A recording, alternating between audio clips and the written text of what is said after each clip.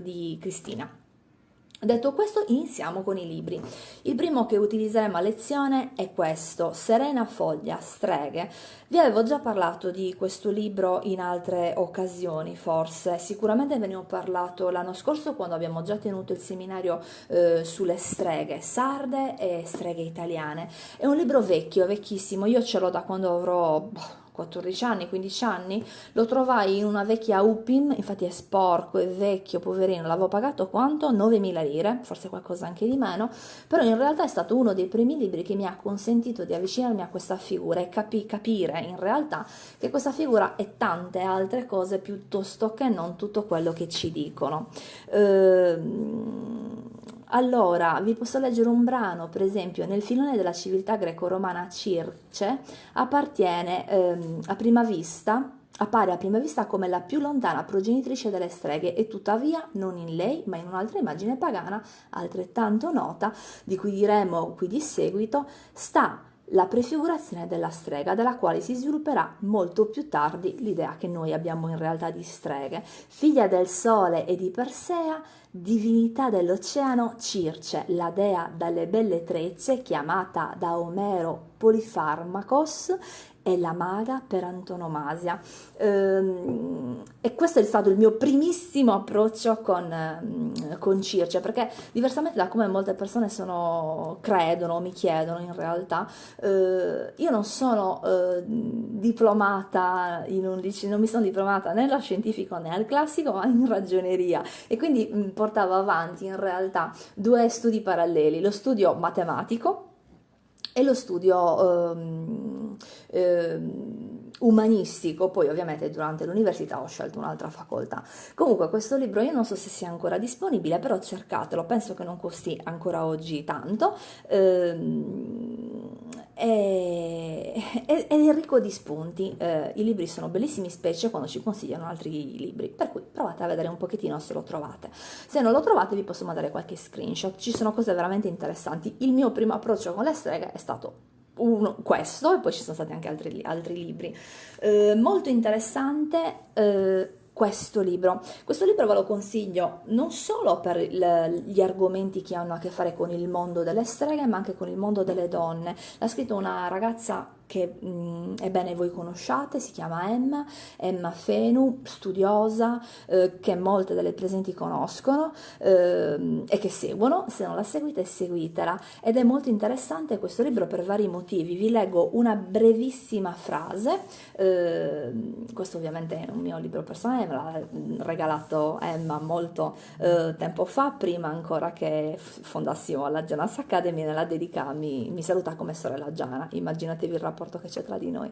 È necessario ora fare qualche passo indietro, concentrandoci sull'atteggiamento rivoluzionario che Cristo assunse verso le donne, rendendole figlie di Dio in eguaglianza con l'uomo. Questo ci dice già che qualcosa di diverso veniva ritenuto prima di Cristo, ahimè anche dopo.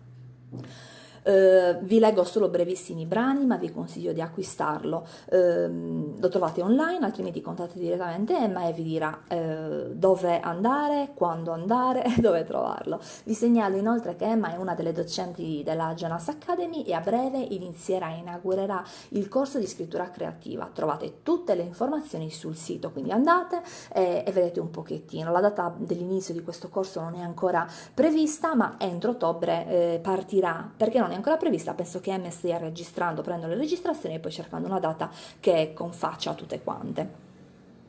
Anche Carla l'ha letto, questo libro le è piaciuto moltissimo, è molto utile, anche ancora una volta è un libro ricco di spunti.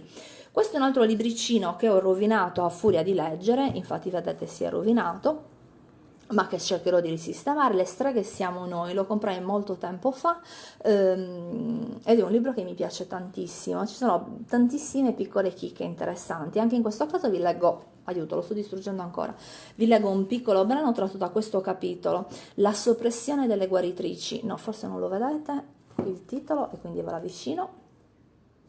La soppressione delle guaritrici. Il brano che volevo leggervi, le due righe che volevo leggervi sono queste. Partendo dallo stesso preconcetto, alcuni medici inglesi mandarono una petizione in Parlamento deplorando le indegne e presuntuose donne che usurpavano la professione e chiedendo l'imposizione di multe e quindi imprigionamento anche per queste donne che svolgevano e esercitavano l'attività medica. Sto parafrasando. Alla fine del XIV secolo la campagna dei medici professionisti contro le guaritrici colte e urbane era praticamente conclusa in tutta Europa e aggiungo io, ahimè, con grandissimo successo. Un libro molto interessante, l'introduzione è molto interessante, si può andare avanti e troverete ancora una volta degli spunti che io vi consiglio di prendere in considerazione. Un libro che non useremo a lezione ma che vi consiglio, che parla di streghe, meglio parla di donne, è questo di Joyce Lussu, Il libro delle streghe. Praticamente era introvabile quando l'ho trovato io, ho fatto carte false per averlo. Sappiate che oggi è più semplice da trovare e sappiate che ci sono delle informazioni decisamente interessanti. Nella parte introduttiva Joyce ci racconta qualcosa, ma soprattutto ci dà dei racconti, ci condivide con noi dei racconti che sono particolarmente veritieri e piuttosto forti, quindi dovete assolutamente leggerlo, vi daranno rabbia in alcuni casi, ma sappiate che la rabbia è un'emozione, mettela a parte, abbandonatela e tenete il sentimento di disagio che probabilmente poi farete tutto per combattere. Donna e diavolo e peccato, se curava i malati poteva certamente con le sue arti non solo guarire, ma anche avvelenare. Se assisteva alle partorienti poteva non solo far nascere, ma anche sopprimere i bambini. Il demonio era potente e alleandosi con lui le malefiche, cioè le streghe, potevano suscitare malattie e carestie, far andare a male gli affari e far perdere le battaglie. Ciao Emma, benvenuta. Ecco un altro dei libri che vi consiglio. Non lo useremo a lezione, ma ve ne parlerò probabilmente. Perché? Perché per parlare del mondo femminile che ha a che fare col mondo delle streghe, ovviamente è fondamentale anche conoscere la narrativa che parla di streghe. Ma abbiamo appena parlato del tuo libro, Nero e Rosso di Donna. Poi magari ti riguardi la registrazione. Un altro libro che vi voglio consigliare è questo, l'ho acquistato di recente, comparirà fra i testi presenti in seminario, leggetelo, è ricco, è una miniera d'oro di informazioni, me l'ha consigliato Francesca Serra, scusatemi, specialista di Hildegard da Bingen, trovate la sua pagina, trovate il suo profilo. L'ho comprato dopo che me la consigliò l'anno scorso e non sei assolutamente sbagliata. Anche in questo caso vi porto un brevissimo brano, Mutaforme e il volo dello spirito, molto interessante. Alcuni dei termini usati per indicare una strega evidenziavano la sua natura sciamanica e i poteri trasformativi con cui operava. Parliamo di metamorfosi.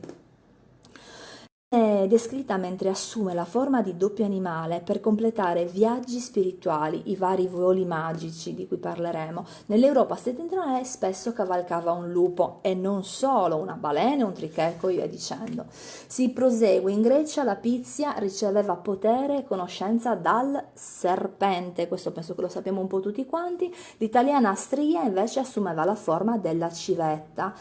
Se un tempo il suo volo era venerato come viaggio della sognatrice, meraviglioso, al tempo dei Romani era vilipesa come divoratrice della forza vitale che rubava i bambini e faceva deperire le persone. E questo è solo un piccolo brano, tenete in considerazione che è un libro incredibilmente ricco di pagine, di illustrazioni e di informazioni. Non costa poco.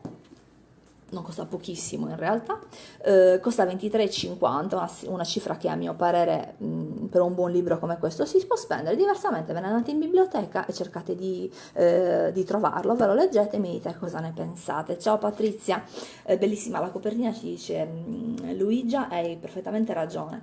Volo magico, questo verrà utilizzato soprattutto nei prossimi seminari quando parleremo di erbe e di donne. Un brevissimo brano che ve lo faccio vedere, adesso non so se lo possiamo anche leggere, non è un problema, che parla per esempio della, qui ci sono i miei appunti, io li pasticcio i libri, lo sapete ormai, della, accidenti, adesso mi viene in mente, della della manita muscaria, non mi veniva il nome. Tenete in considerazione, ve lo sintetizzo, questo brano che ci racconta questo libro del perché la strega è associata al rospo e alla manita muscaria. La manita muscaria perché contiene questa sostanza, la bufotenina, il rospo perché spesso e volentieri riposava sotto la manita muscaria e quindi per assimilazione di questa sostanza veniva utilizzato dalle streghe, perché le streghe non erano sciocche, erano donne piuttosto intelligenti e sagge e sapevano benissimo che utilizzare la manita muscaria così direttamente poteva essere piuttosto pericoloso. Della manita però parleremo in altre lezioni. Alessandra Di Riu qui, un'altra amica carissima, un'altra docente della Janas Academy. Il 30 ci sarà un bellissimo seminario che parlerà del simbolismo delle mani, seguitelo assolutamente, trovate tutte le informazioni nel mio profilo, nel profilo di Alessandra, ma soprattutto anche nel sito della Janas Academy, negli eventi. Andate a vedere un pochettino e scoprirete tutti i dettagli. Ale ha fatto delle ricerche interessantissime sulla magia e la stregoneria in Alghero e nel Lugudore in Barbagia.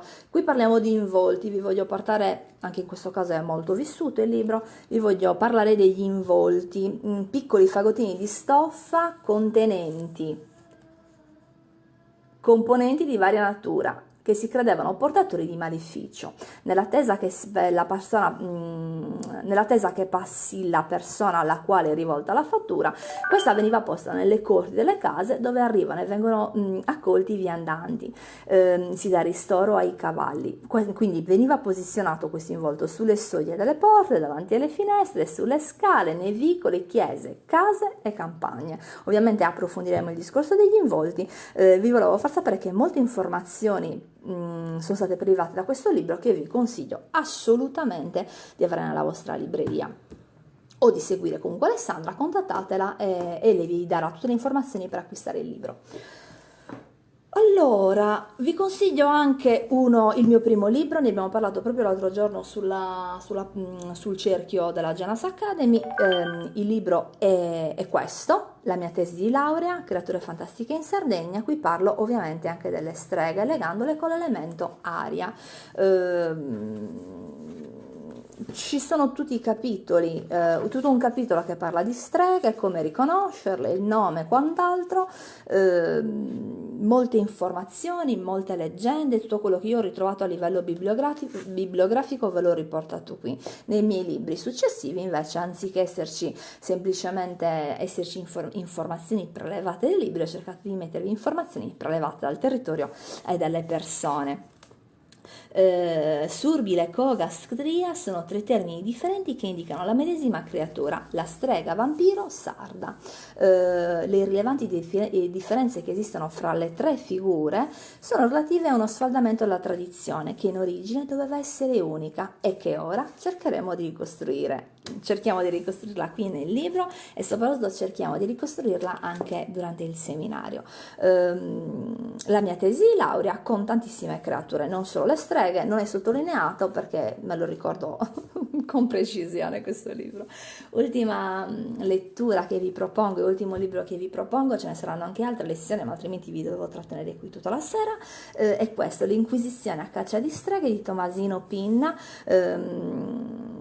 Vi consiglio di averlo perché si parla di una strega che io amo moltissimo, si chiamava Giulia Carta, è vissuta in Sardegna, una donna di grande tempra, alcuni potrebbero dire semplice e ignorante, ma con grandi capacità cognitive e contemplative e con grande forza d'animo e spirito. Pensate che rimarrà tantissimo in carcere senza confessare e quando confesserà lo farà per motivi abbastanza importanti. Quali sono questi motivi? È stremata e soprattutto è incinta. Vediamo di leggere qualcosa e vedremo un pochettino come e perché confessa Giulia.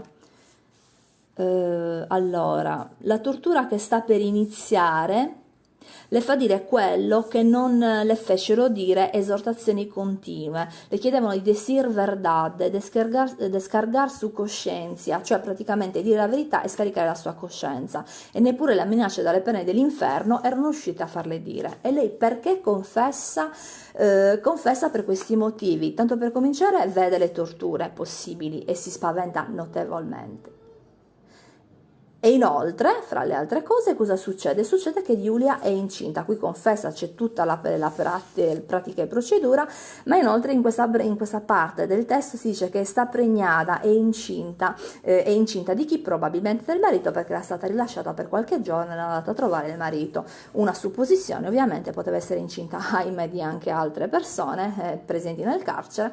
Giulia a questo punto è stremata e quindi confessa. Il fatto che lei abbia confessato le salverà la vita, però in realtà cerca di fare di tutto per non confessare. Confessa cosa.